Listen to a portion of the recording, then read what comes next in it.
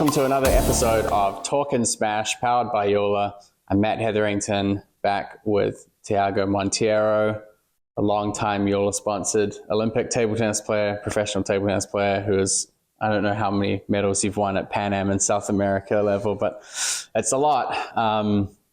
Great to have you with me.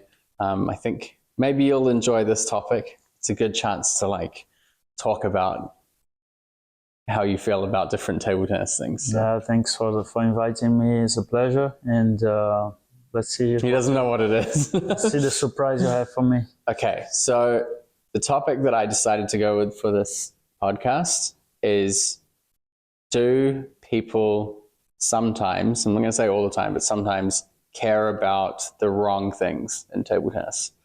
So I'll try and guide this the best I can. So in the last couple of days that you've been here, we've had, we always have good discussions about lots of different things. And one of the things that came up, which kind of gave me the idea of having this podcast topic, was obviously a lot of table tennis players are very interested in their equipment. Some of them are very, very, very interested in equipment. Whenever the latest stuff comes out from any brand, they want the latest blades, latest technologies, latest rubbers. Overall, do you think in some cases that people are far too focused on always changing their equipment or always wanting the best top level equipment or the newest equipment all the time, and they feel like it's going to somehow take the game from here to here? Yeah, well, I think surprise. They are nowadays, they think too much about equipment, I would say. It's very important to have something you trust and you like and you feel comfortable with to play. We've discussed, and I think that shoes and the racket, this is really, really, really important because it's a direct impact in the performance, right? When it comes to clothing, it's important too, but you somehow can manage without the latest technology, let's say. But it's very important. I have no doubt about it, and it's good to be demanding of a good blade, good rubbers, and apply to your playing style. But nowadays, I believe that people tend to be excessive when they want to choose their equipment. Sometimes they choose thinking that because their favorite players uses might be good for them, and it's not very often. Do you think players don't have a good understanding of what actually suits their game? Because one thing that, I get asked this a lot, me personally, but also me working with JOOLA, people will say, which rubber goes well with this blade? And I always think it's not a good approach to choosing equipment, is to say, oh, I got this really fast blade, now I need a rubber that goes with this blade. I'm just why are you not picking equipment that suits you instead of going I want the, what goes with the blade? Do you think people have a good understanding of picking the right equipment for themselves as opposed to just buying whatever's, like you said, their favorite player might have it, or it's the most popular, or it's the most expensive, or the fastest? Or... Yeah, well, I think that unfortunately they don't, and the thing is that it happens to me many times when they ask me for advice. They ask me and they come with the answer already. So what they're looking for, they're seeking a validation from a pro, right, for their choices, right? It's not they're not asking me not for advice. Yeah, for advice. They seeking validation, and when I am a little bit more patient, I explain. Listen, it's the if you go to any brand almost. I mean, the top level equipment is really good, and you have some good combinations with the best rubbers, like 3 or 4 rubbers from every company, and some blades, I would say, from 5 to 10 blades that are high performance. If you make a good choice, any brand almost, you will have competitive equipment to play with. But yeah, some of the players, especially the ones who would need most to be like to choose it according to their level and to their playing style, they come to us seeking validation for their choices. So it's an approach that I think it's a mistake. And I don't know, actually sometimes I don't know what to do, because I'm sure they could do better with a different kind of equipment, but at the same point they will be somehow frustrated because they don't have the blade of their best or favorite player. So I confess to you that in some occasions I don't know what to say, and I tell them, oh, listen, here's my advice, you do what you want. If you feel that in 3 months, because you want to play with the racket of your favorite player, you'll be sad because I said for you to buy another one, even if it's cheaper and better for the game. I said, okay, just do what you want, because I don't want to carry this weight this burden in my shoulders. But there is this misconception, I think. I think also sometimes, I guess, like the table tennis community, especially online, like they're so obsessed with the latest table tennis equipment. You can actually end up finding equipment that is really good for your game. So like me, for example, for a long time, I used like the Aruna and the Rossi Emotion. They're not like the latest blades. And, you know, a lot of the time, like Hinoki or like the softer carbon blades, people are like, oh, it's too slow. It's blah, blah, you should use this. You should use this. But I was like, I'm happy with my equipment. This helps me play the way that I want to play. I don't need like the fastest, stiffest blade that, you know, is the most expensive. Like, I'm happy with what I have. And I feel like a lot of players, they can't settle on one thing. Like, if a player goes into a club and they're using an all wood blade, maybe it's fine for them. Like, maybe it works for them. But players are usually like, why are you using that? That's old. Like, yeah, well, this is something that, for example, nowadays, some young kids, when they start to play, see a lot of videos in YouTube, and they want the same blades of their favorite players. But somehow, okay, I agree when we say that the game is changing, and what was useful when I started to play equipment-wise is not maybe now, because the ball has changed, there's less spin, the size, many things have changed.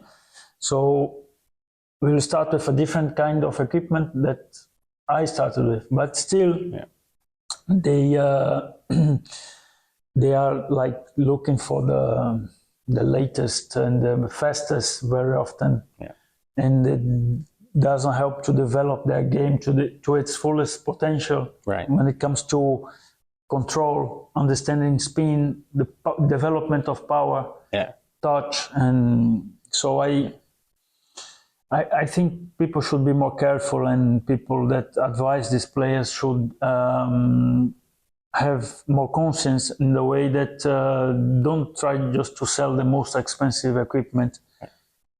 Explain. And if the player wants to buy, then that's fine. You wash your hands. At least you did your job well, and you advised the best you could. But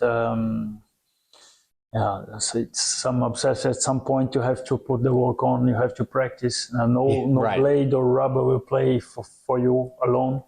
And I have this thing that I think about when it comes to equipment, is that the equipment, it just don't have to to be on your way.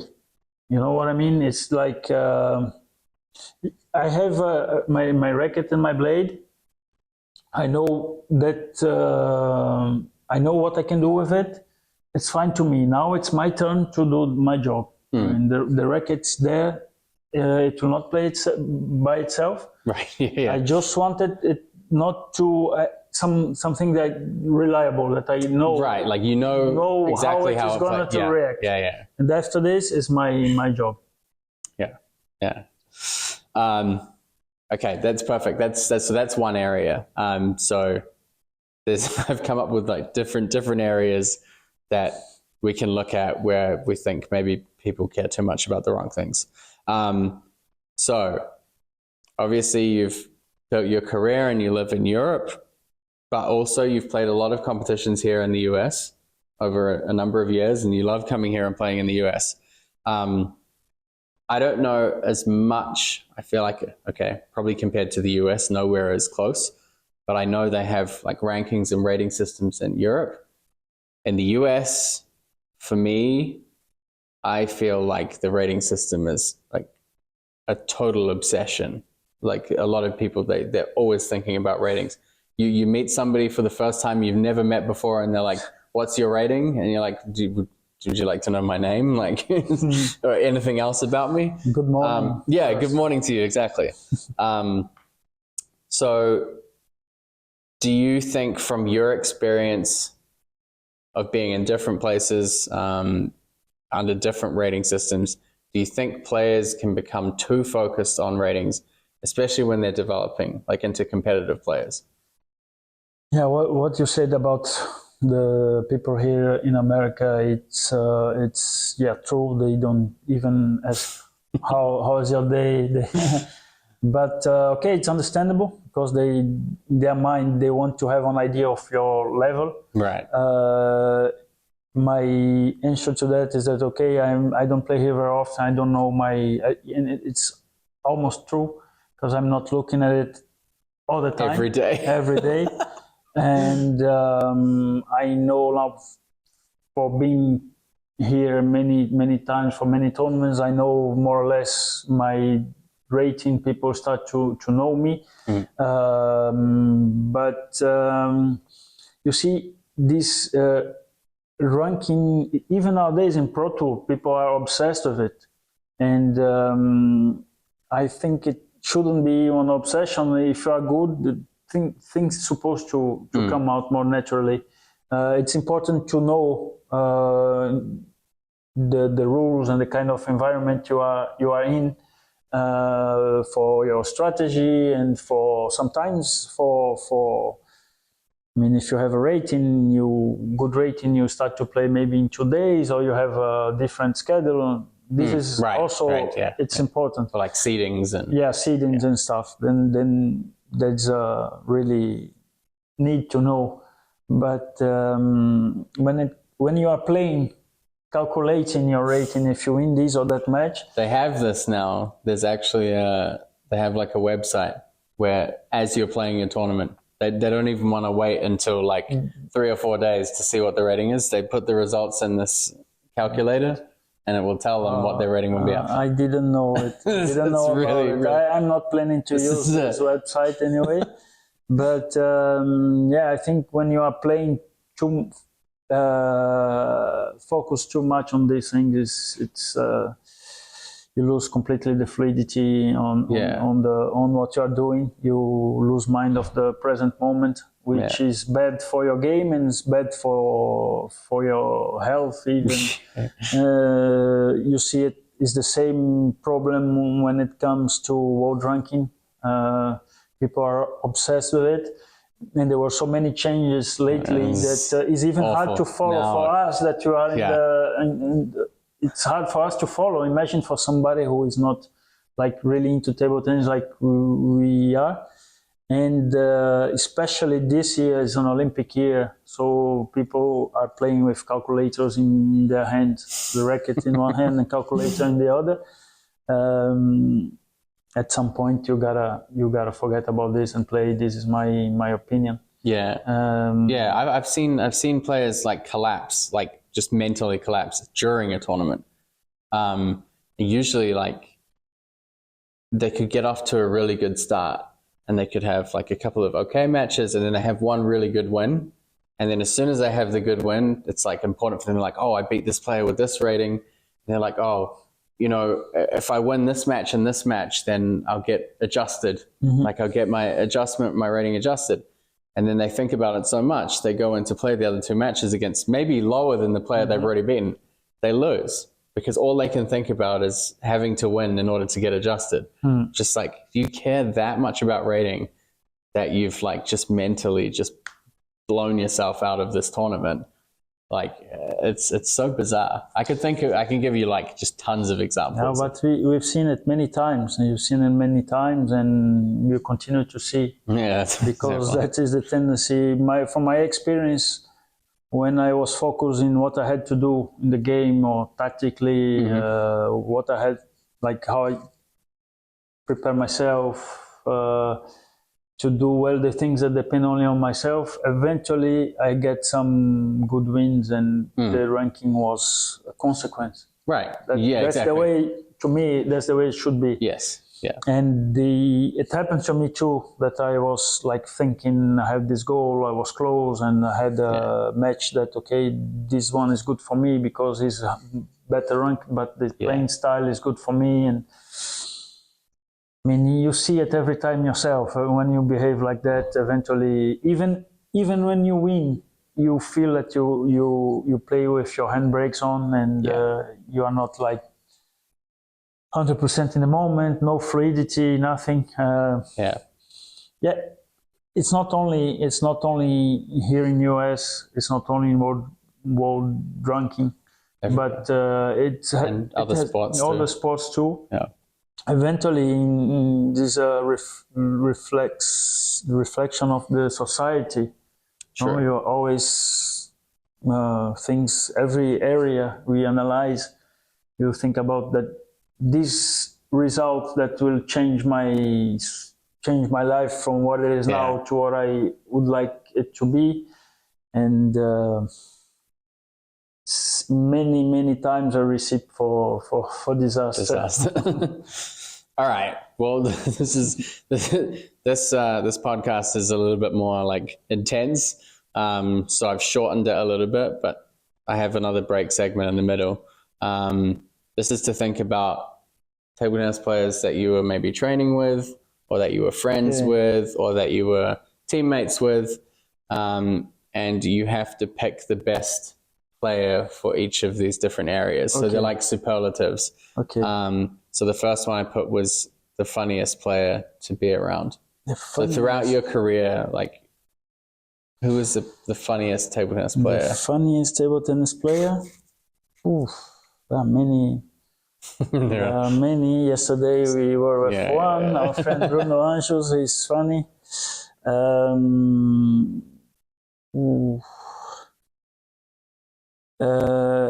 I wouldn't even say funny, but there are some people that are. It's like it feels easy to be around. This is very, very, very good to be with. Luckily to me, I get along easily with a lot of people, so there'll be a lot of names. For one name, who can I say? All right, I got really along well with my national team players from Brazil at the time, Matsumoto, Oyama, and even despite some rivalry, because many of the tournaments we played together, we could eventually, like, we played as a team, and eventually we all could win singles, but it never affected our friendship. And so, like I say, it's like not even the funniest player, but it was easy to be around, you know, despite rivalry, despite... Okay. Which player stood out to you from your career as really, really being the hardest worker? hardest worker? This can be anywhere. Like it could be, you know, like you said before, you trained with like the Korean national team, and It could be any player that you kind of came across in your career that came across. yeah. We're not friends. We are not friends. We didn't practice a lot together. A few times in Germany, but I would say that nowadays, I would say Benedict Duda is the first name that came to mind. Even if all the others practice very hard too, but he was like something else. He was always there. Practice when you arrive, he's always stay a little longer.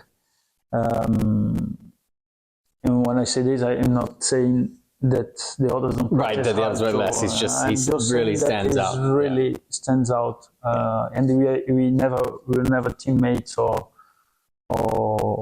just like we practiced a few times. But when you are in the same environment as him, it's this actually that gives it like even more credibility. If it's not someone like you're particularly close with or you spend a lot of time with, but you said, okay, that person is like the hardest worker. But I mean, I was lucky enough to practice with the Koreans before the Olympic Games. They practice hard too. It's just that Duda is another hard worker. This is the name. You kind of might have touched on this one already, but I thought like the best player to have as part of your team.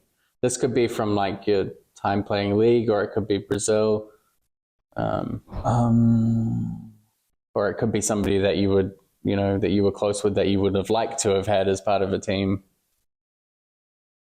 I would say when it's funny because it's not something that you think about very often, but when you ask, the first thing I realized is that I was really lucky during my whole career because I had never had any player who was really, really problematic. That the fact that we're going to spend some time together, it makes you stressed. I had never that.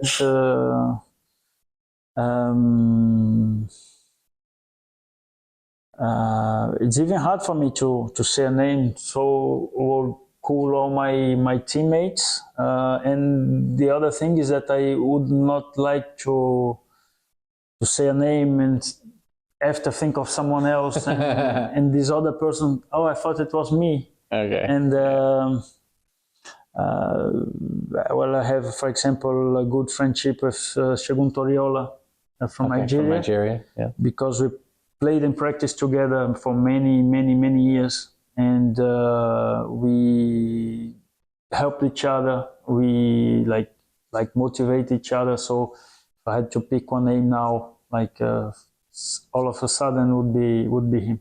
Cool. Who has the best advice for table tennis? If you look back on your career, who do you feel was a person who stood out as being like really helpful, that made a big difference for you? Okay, I have had some good coaches that it's not also very original, but they did a good job. My father and was my first coach, and I really believe that the first coach is almost as important as the others, because when you start to play, if you lose the pleasure and the fun and you don't have love for the game, that the first coach can help you in this direction, it's going to be very hard. I mean, you eventually don't even have another good coach. Yeah. And you remember, like, I had one coach when I was like 11, 12 years old. I mean, okay, I don't have that many other coaches to compare it to, because most of the time I was like teaching myself how to play. But even now, like 20 years later, there are things that I will kind of like hear her voice in the back of my head while I'm practicing. Like if I make some like stupid mistake or something, like I can still hear like exactly what she would say. Yeah, definitely for this kind of situation, it has to be my father. I still hear his voice every day. And I had other coaches after my father, a coach that was very important to me, to my career. Frank Camargo, who unfortunately passed away last year, was a huge influence because after my father, he was the biggest influence in my career, not only as a coach, but as a second father. And many of the things, the opportunities that came up to me during my career were with his help. And they were definitely the two most important coaches I've had, even if I had good ones in Europe. Right. I still, for example, not so long ago, as I told you, I was playing for Sporting in Lisbon, and I had Mr. Chen, who is in Portugal for many years, and he really took care of me. He used to. I was not living in Portugal. I was going before matches. Sometimes I stayed for a week, and he would send me messages, a voice message of 8 minutes, like 3 in a row, to know how I was practicing, telling me how I should practice. And when we were together, he was helping me with multi-balls and being demanding on myself. And I was already 40 years old. So, I mean, he believed in me. More than the things he said is the fact that someone still believes on you at this age. Right. So this kind of things is very, very important. The last one is the most likely person to do something crazy, either after winning or even after losing a match. Probably after losing would stand out more. Well, I've had some like nervous, He's going to get up and leave. nervous players when they lose, like that, break a racket here and there. It's actually funny to me, and this said I kind of like it because I feel that the player is very angry and like break a racket when he loses, even if I don't advise young players to do that, and if I don't want to do myself, you have to control yourself. And when a player does break a racket, if he loses against you, it's, somehow you feel bad because in your mind say, okay, he didn't think that he could lose against me, and it's not something that you want to leave, but it's still a lot of fun because somehow you are competitors, and when someone else break a racket because of you, it's fun. You have to take it that way.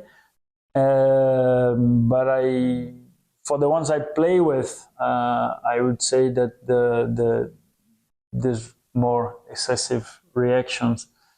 Even if he's a gentleman and kindest guy, like 15 minutes after, I would say Jens Lundqvist.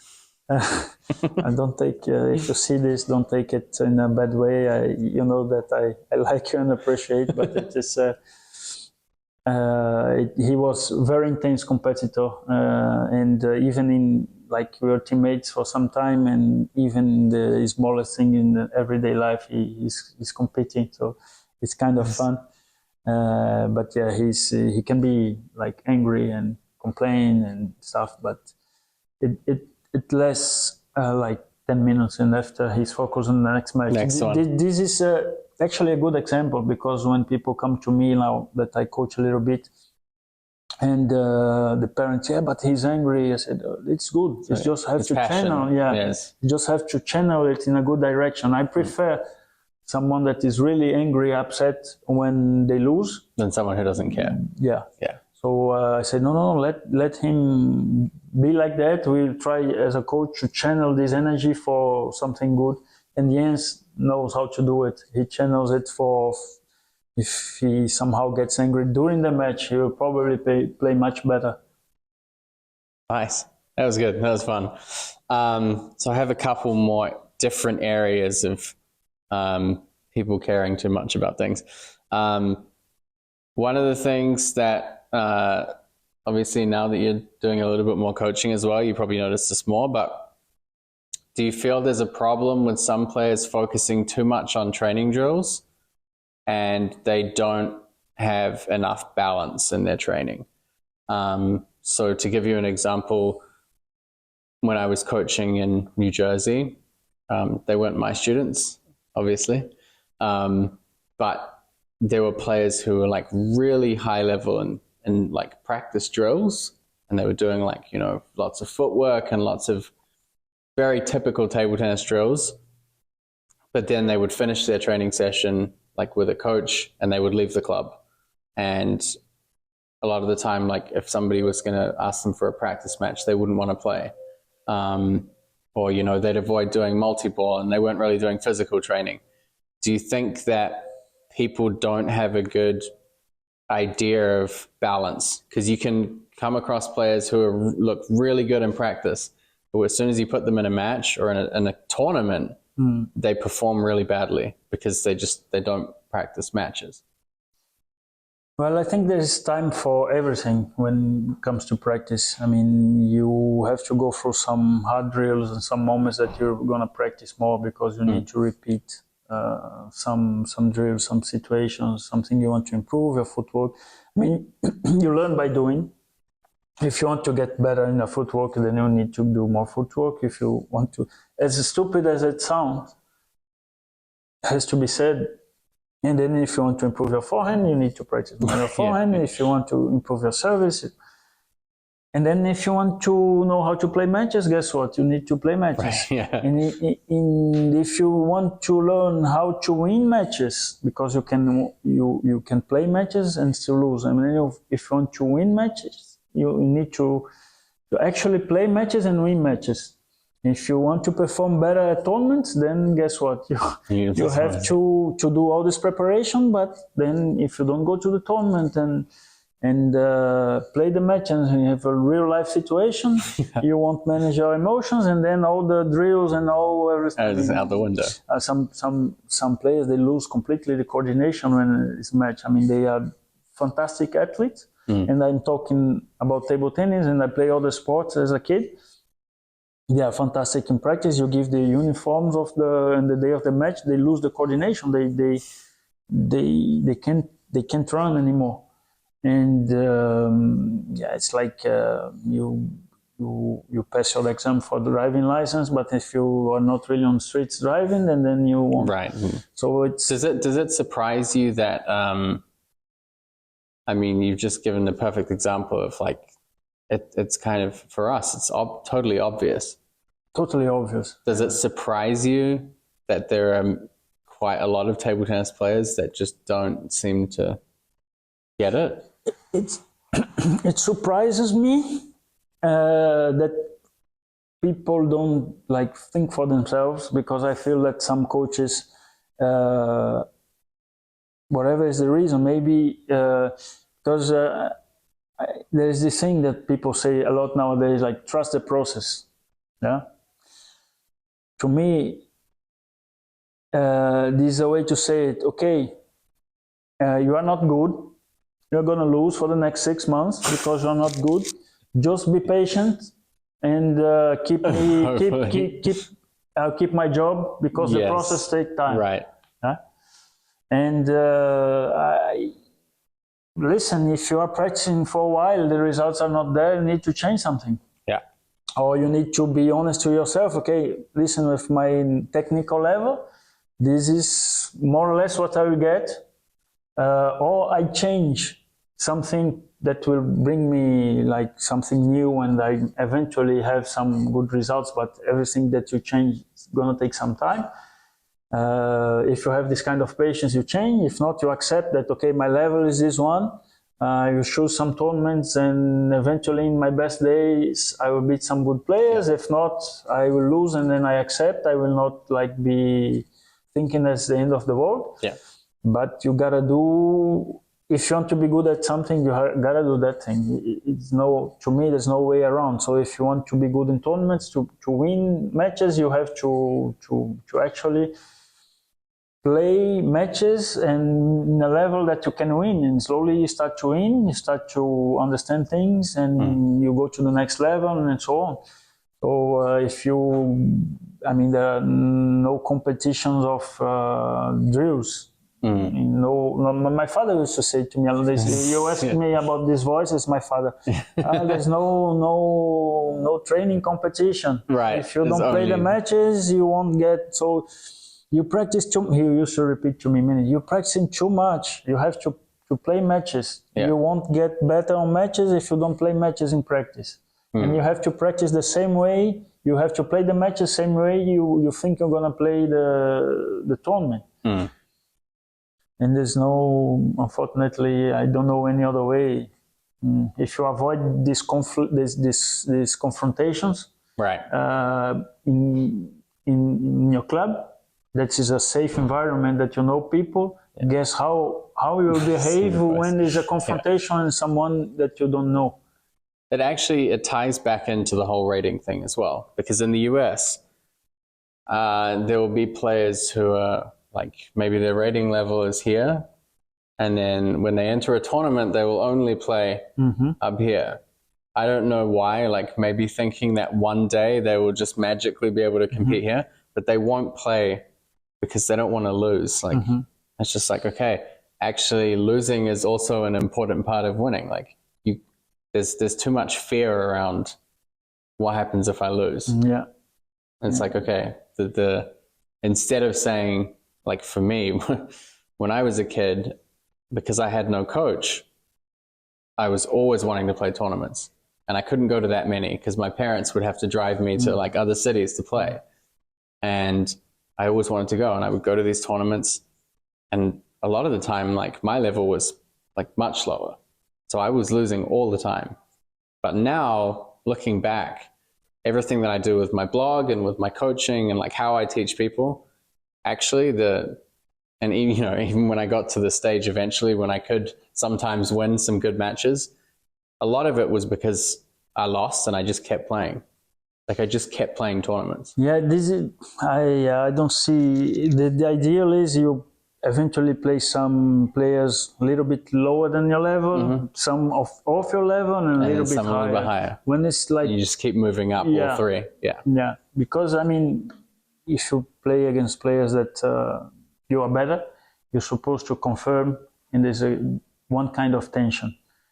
If you play your level, it's a really good challenge, and it's going to be on details. And then if you start to win these matches more often, it means that you are a little consistent. Consistent and a little bit better.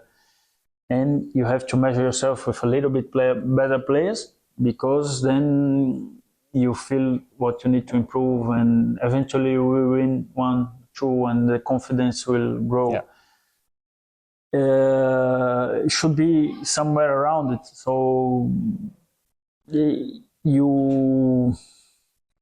I would say, like in clubs like that, when there are many players, you should just stay in the okay, maybe it's the way I grew up as a player. My father was about, it's very simple. Very simple mindset. You practice to win matches. You practice to be good in tournament. You don't practice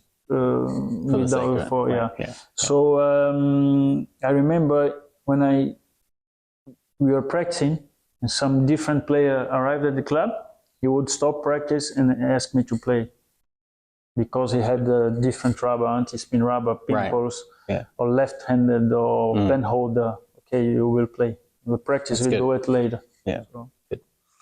Okay, the last area is something that I actually had talked about with some coaches, and when I was in Europe as well. Do you feel like there are too many players who, when they arrange their practice, it's too comfortable for them?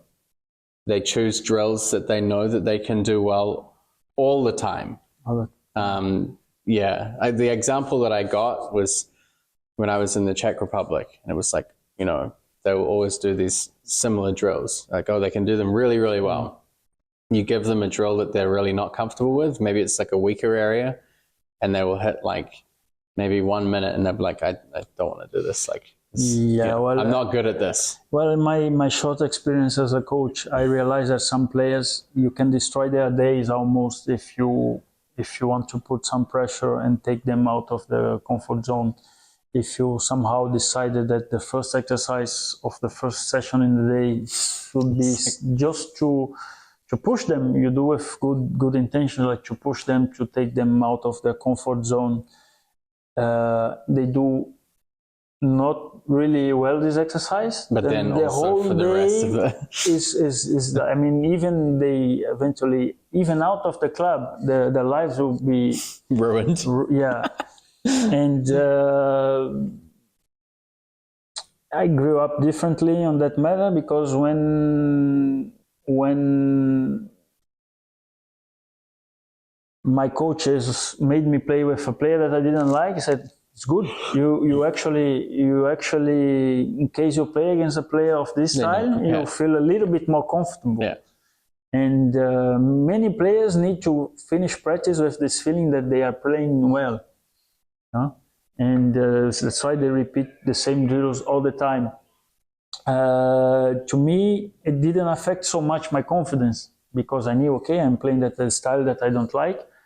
More long term. So yeah, more long term, and happens to me in leagues many times. The coaches said, okay, from the opponents, who like 3 players against 3 players, from the opponents, who you feel better to play and not to play. I said, okay, my results against these players and that players are this, but you think of my other 2 teammates and you put them in the best position. The one left, you give it to me. Yeah. It's not the best way to make a new contract, because eventually you end up losing more matches than you. If you always play against the players that is good for you, you win more matches. Then eventually you make a better contract at the end of the season.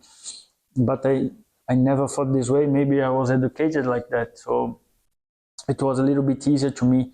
I feel that some players, and what surprises me the most is that they don't even understand what is happening. They don't do a very technical analysis.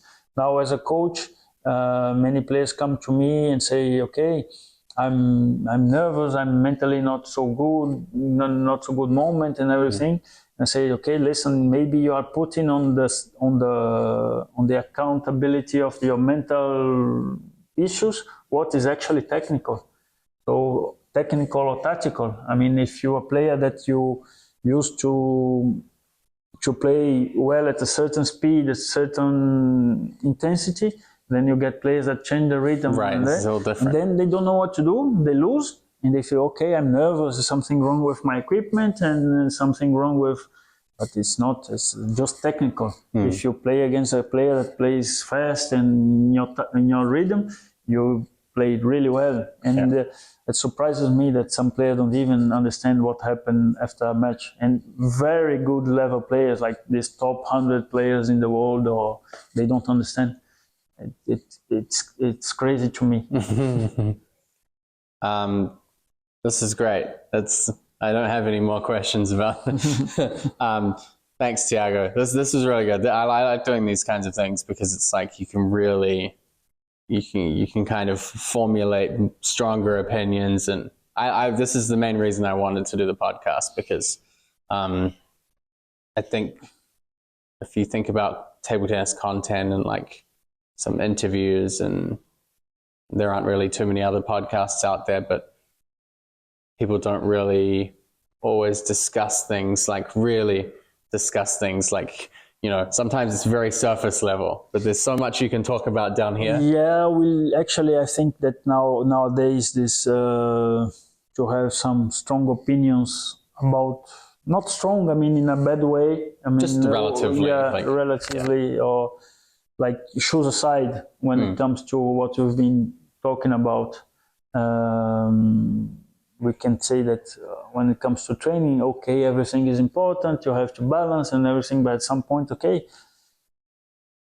my philosophy or the way I see it is that way, and goes in the opposite side of this, and it's just a little bit stronger opinion. Right. It will not work for everybody, but you kind of have to step out of this middle zone and take a side. And it's interesting discussions because now with this eventual transition to coaching,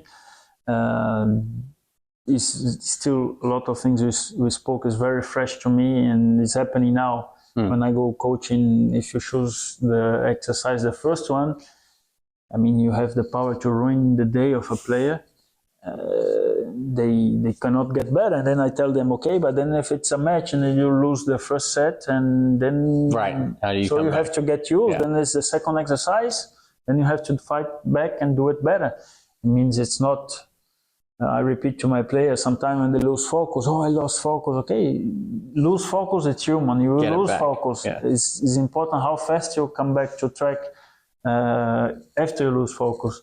If you are injured, okay, you're injured. You have time of injury, but it's important how you find a way to solve the problem. How fast you can come back to track, and this is pretty much like real life. I mean. I'm coaching one of the coaches, of course, of one federation, and then we talk about the program and the program, and then the strategy, and say, okay, this is very important, but at some point you have to do something. I mean, the strategy will work only if you execute the strategy. And you have the fact that you have on a nice computer, on Excel, everything prepared of the tournaments. If you lose the first one, and then it changes everything. So at some point, okay, I will not use the terms on your podcast that I used when I talk to them, but at some point, I mean, you have to have the courage when you play right now when we win the matches. Yeah. Perfect. Thanks, Thiago. This is really good.